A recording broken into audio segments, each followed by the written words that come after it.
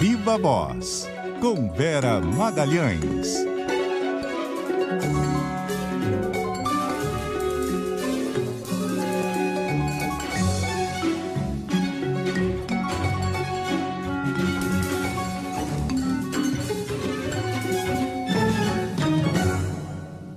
E aí, Vera? Boa tarde, Sardenberg. Boa tarde, Cássia e todos os nossos ouvintes e espectadores. Boa tarde, Vera. Você viu que o nosso ouvinte aqui disse que tem um novo ditado popular na praça, né? Que é: o cara tá mais perdido que ministro da Saúde em pandemia. Não sabia que era do ouvinte, achei que era da sua lavra, Sardenberg. Não, é do nosso ouvinte lá de Campinas, o Alexandre. Então, vale essa daí, vale também mais perdido do que ministro da Economia em crise, né? Em crise econômica. Exatamente. Mas que lambança, hein? Nossa, que lambança, Sardenberg, que lambança. Ontem foi um dia exemplar dos problemas crônicos do nosso governo Bolsonaro, né? Nosso, porque, enfim, é o do país que nós vivemos. A gente viu o ministro da Saúde interromper uma vacinação de adolescentes que já havia sido iniciada com a autorização da Anvisa, iniciada com o aval do Ministério da Saúde, de uma forma abrupta, bastante confusa, com explicações que não coadunam com a realidade, usando de maneira deturpada orientações da Organização Mundial de Saúde, usando dados que ele não apresentou de suposto uso de vacinas que não são aprovadas pela Anvisa para vacinação desse público.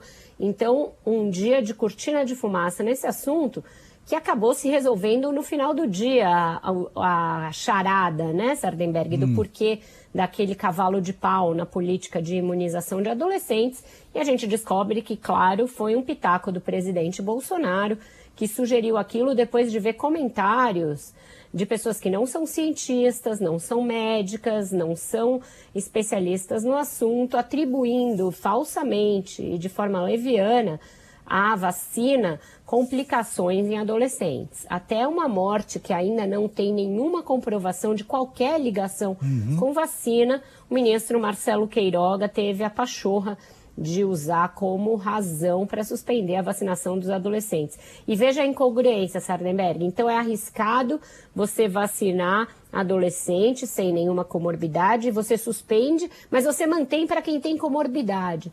Qual é a lógica de uma coisa como essa? Se existe risco, como você mantém para quem já tem comorbidade? Então, quer dizer, é uma sandice ditada por pessoas que não são da ciência, uma vitória do negacionismo científico e a capitulação de um ministro que é médico, né? Pois é, e na live com o presidente, ele falou, o presidente ouviu aí, o próprio presidente falou, né, eu ouvi aí umas pessoas e tal, e o ministro da Saúde manda bala, né? E que nenhuma delas é médica, né? É a mesma coisa que a gente for ouvir sobre vôlei, a Margarete Dalcomo. O que você acha? Você acha que é uma boa para Margarete opinar sobre voleibol? Eu acho que a gente deveria começar a fazer esse tipo de coisa no Brasil, porque a coisa está tão maluca que é dessa natureza o tipo de aconselhamento. Não ouviu as câmaras técnicas do próprio Ministério, não ouviu a agência sanitária, não ouviu os estados e municípios, mas o presidente ouviu aí cantar o galo em algum lugar de que vacina para adolescente traz risco. Isso é um tiro no pé tão grande. E além disso, o Queiroga disse que, a pedido do presidente, está examinando desobrigar o uso de máscara. Exato, ele já disse isso há um tempo, continua com essa cantilena. E veja, Sardenberg, mesmo aceitando rasgar o diploma, tirar da parede, quebrar e rasgar, o ministro ainda levou uma ensaboada do presidente na live. Por quê? Porque o Bolsonaro foi desancar a Coronavac e o Queiroga teve a ousadia de dizer, olha, presidente, no início a Coronavac foi importante para vacinar os nossos idosos. Ele falou, vou falar com outra pessoa e não com você, já deu uma lapada no ministro. Quer dizer, ele quer a capitulação absoluta, não pode discordar de nada.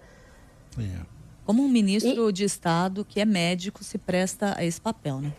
Pois é, e aí você tem o ministro de Estado, que é um suposto economista liberal clássico, aumentando imposto para justificar aumento de gastos. Então tá tudo virado, né?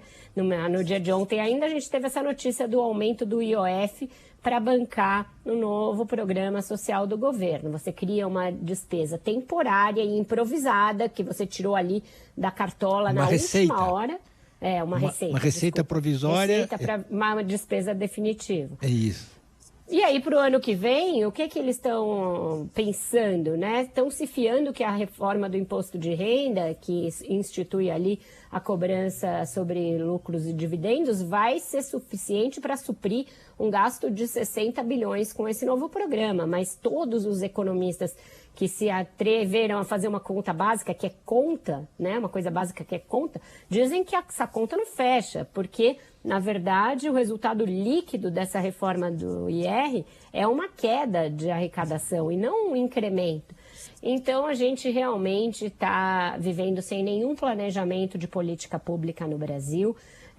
Tudo é feito em razão das cismas do presidente da República e do seu projeto reeleitoral. Se ele precisa de um programa social para tentar se viabilizar eleitoralmente, o Paulo Guedes que mande as favas, tudo que ele aprendeu sobre liberalismo, sobre política econômica, sobre macroeconomia, e dê um jeito de fazer caber no orçamento.